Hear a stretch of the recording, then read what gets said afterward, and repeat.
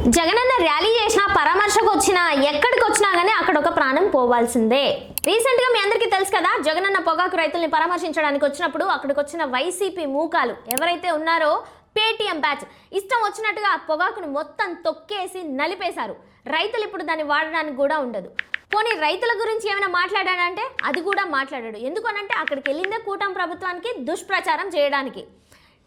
అసలు కూటమి ప్రభుత్వం రైతుల్ని ఏమాత్రం ఆదుకోవట్లేదంట. మీకు నిజంగా దమ్ము ధైర్యం ఉంటే డిబేట్కి వస్తారా?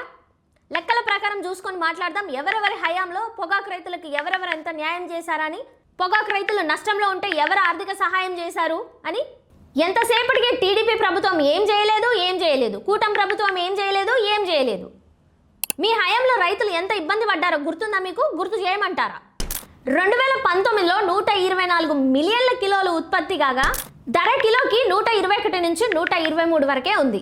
అప్పుడు 11.8 మిలియన్ల వరకే కొని మిగిలిన రైతులందరినీ గాలికి వదిలేసినారు. అంతకుముందు 2014-15 టీడీపీ ప్రభుత్వం ఉన్నప్పుడు ఎవరైతే నష్టపోయారో వాళ్ళందరికీ కూడా 20 రూపాయల చొప్పున కిలోకి ఆర్థిక సహాయం చేయడం కూడా జరిగింది.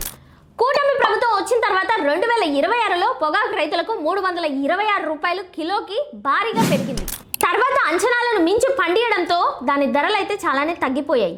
అయినా కూటమి ప్రభుత్వం ముందుకొచ్చి అధిక నష్టం ఎవరైతే పోయారో ఆ 100 మిలియన్ల పొగాకుకి కిలోకి 10 రూపాయల చొప్పున ఆర్థిక సహాయం కూడా చేస్తున్నారు. దీనికి తోడు కేంద్ర ప్రభుత్వం నుంచి బ్యారెల్కు 50,000 వడ్డీ లేని రుణం కూడా ఇస్తున్నారు.